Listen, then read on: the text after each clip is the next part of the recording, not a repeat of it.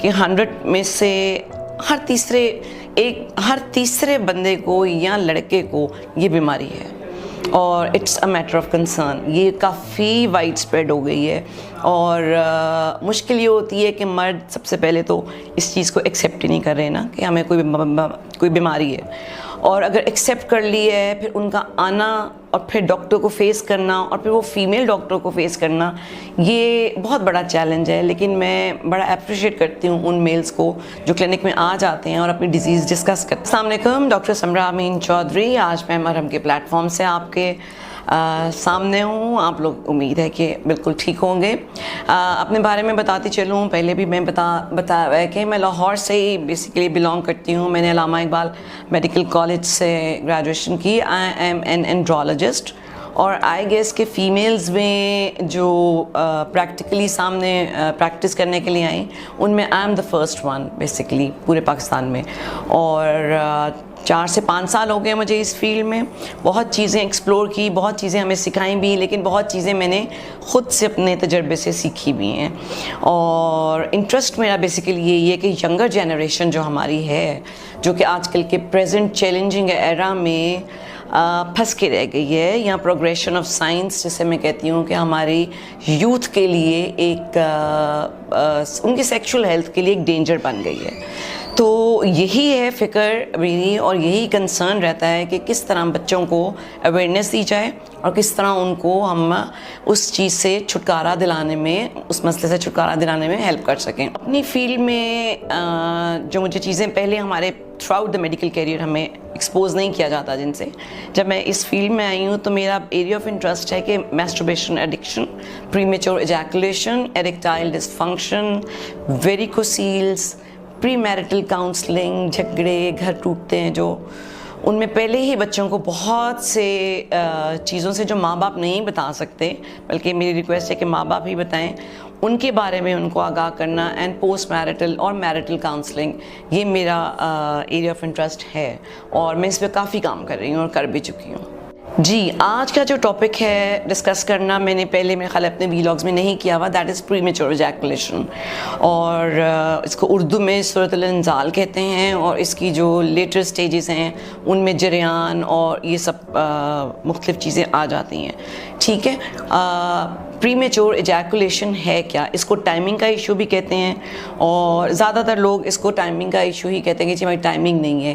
جب ازدواجی تعلق میں مرد اتنا کنٹرول نہ رکھ سکے اپنے جو ریلیز ہونے کا ٹائم ہے اپنے اوپر، اور جلدی ریلیز ہو جائے، جس کی وجہ سے اس کو اور اس کے پارٹنر کو دماغی سٹریس کا شکار ہونا پڑے، تو اس کو پری میچور ایجیکولیشن کہتے ہیں. اس کی رینج ہے 5 منٹ سے 1 منٹ تک. تو ایک تو پرماننٹ ٹائپ بھی کہہ سکتے ہیں آپ اس کو، اور ایک کو آپ سیکنڈری ٹائپ بھی کہہ سکتے ہیں. جو پرماننٹ ٹائپ ہے وہ لیس دین 1 منٹ جب بھی ہوگی آپ کی ٹائمنگ، تو اس کو ہم پرماننٹ ٹائپ کہہ دیتے ہیں، اور اس کو ٹریٹ کرنا ایک چیلنج ہے. اور باقی اگر 2 سے 3 منٹ ہے وہ سیکنڈری ہے، اس کی وجوہات ڈفرینٹ ہیں. پرماننٹ ٹائپ کی وجوہات کئی دفعہ ہم یہ کہتے ہیں کہ پرائمری ہے، شروع سے ہی ہے، کہ جب آپ پیدا ہوئے تھے یا آپ کی جینز میں یہ چیز آ گئی ہوئی ہے.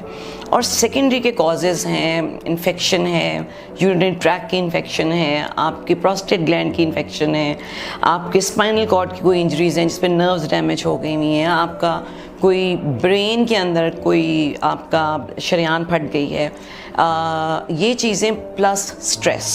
ٹھیک ہے، اینڈ اوور میسٹربیشن. ابھی اس چیز پہ ریسرچ نہیں ہوئی اوور میسٹربیشن پہ، مگر with the passage of time جتنا میرا ایکسپیرینس ہوتا جا رہا ہے، اور میں ہی اس پہ ریسرچ اب کرنے کا سوچ رہی ہوں کہ جتنی ایڈکشن ہو جائے گی میسٹربیشن کی، اتنی ہی سینسیٹیو اسکن بھی ہو جائے گی، اور اتنے ہی آپ کے برین کے کیمیکلز جو ہیں وہ ڈسٹرب ہو جائیں گے اور ان کی کمی ہو جائے گی، جس کی وجہ سے کہ یہ بیماری آپ کو بہت جلدی آ جائے گی. تو اس سے نجات حاصل کرنے کے بہت سے طریقے ہیں، بہت لوگ. اور میرے پاس اگر میں یہ کہوں کہ 100 میں سے ہر تیسرے بندے کو یا لڑکے کو یہ بیماری ہے، اور it's a matter of concern. یہ کافی وائڈ اسپریڈ ہو گئی ہے، اور مشکل یہ ہوتی ہے کہ مرد سب سے پہلے تو اس چیز کو ایکسیپٹ ہی نہیں کر رہے نا کہ ہمیں کوئی بیماری ہے، اور اگر ایکسیپٹ کر لی ہے پھر ان کا آنا और फिर डॉक्टर को फेस करना और फिर वो फीमेल डॉक्टर को फेस करना, ये बहुत बड़ा चैलेंज है। लेकिन मैं बड़ा अप्रिशिएट करती हूँ उन मेल्स को जो क्लिनिक में आ जाते हैं और अपनी डिज़ीज़ डिस्कस करते हैं। और मैं चाहूँगी कि सब लोग जिनको ये बीमारियाँ हैं प्लीज़ डॉक्टर से तो ज़रूर कंसल्ट करें अपनी। और इसमें ट्रीटमेंट ऑप्शंस क्या हैं? ट्रीटमेंट ऑप्शंस इसमें मल्टीपल हैं। सबसे पहले हम फिज़िकल एक्सरसाइज से शुरू करेंगे। देखिए अब वो ज़माना नहीं है कि हम फिज़िकल एक्सरसाइज को इग्नोर कर सकें, लेकिन प्रोग्रेशन ऑफ साइंस और जो प्राइवेट जॉब्स का स्टेटस है कि जिसमें सारा दिन बैठे रहने का आपको चैलेंज मिल रहा है, उसमें आपने उसको फ़ाइट कैसे करना है। आप जब तक फिज़िकल एक्सरसाइज नहीं करेंगे तो जो केमिकल आपका कम हो जाता है प्रीमेच्योर इजैकुलेशन में, वो सेरोटोनिन है, ठीक है, वो नेचुरल प्रोड्यूस होता है एक्सरसाइज से। तो जिन पेशेंट्स की मैं ट्रीटमेंट करती हूँ जो एक्सरसाइज करते हैं वो बहुत जल्दी ठीक हो जाते हैं, ठीक है। एक्सरसाइज, डाइट एंड मेडिसिन, 3 चीज़ें हैं। एक तो फिजिकल एक्सरसाइज हो गई, एक आपकी कीगल्स एक्सरसाइजेज हैं। कीगल्स एक्सरसाइज हैं आपके पेल्विक फ्लोर मसल्स की, यानी कि आपके निचले हिस्से के जो मसल्स हैं उनकी एक्सरसाइज। वो मैं अब यहाँ डेमोन्स्ट्रेट नहीं कर सकती, वो आप गूगल में जाएं, आप यूट्यूब पे जाएं तो आपको कीगल्स एक्सरसाइज मिलेंगी।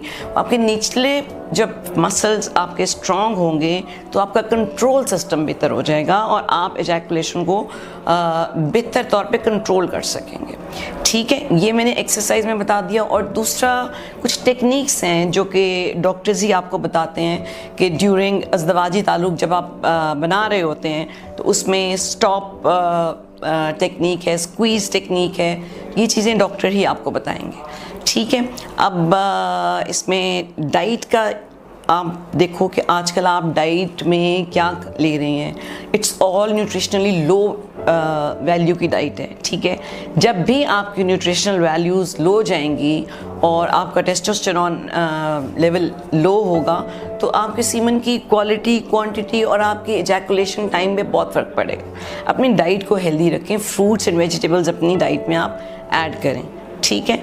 और उसके बाद आपका आ जाता है जनाब कि आपने अपने वज़न को कैसे मेंटेन करना है। वज़न को आप लोगों ने अपने मैं कोई डाइट प्लान नहीं देती, जो ले रहे हैं उसको आधा कर दें, ठीक है। वो आधा हो जाएगा। आपकी एक्सरसाइज हो गई, डाइट हो गई और अब मेडिसिन्स। अब मेडिसिन्स जो हैं वो ज़्यादातर वो दी जाती हैं जो सेरोटोनिन के लेवल को बढ़ाती हैं। ये वो मेडिसिन्स हैं जो एंग्जाइटी, डिप्रेशन में भी पेशेंट्स को दी जाती हैं, लेकिन ये कि प्रीमेच्योर एजैकुलेशन को कंट्रोल करने के लिए यही मेडिसिन्स अभी तक जो है रिसर्च में है और जो मेरे एक्सपीरियंस में है दे डू वर्क। ये ड्रामेटिकली काम करती हैं और पेशेंट जल्द ही अपनी टाइमिंग पे कंट्रोल कर लेता है और एक अज़दवाजी ताल्लुक़ बनाने में कामयाब हो जाता है।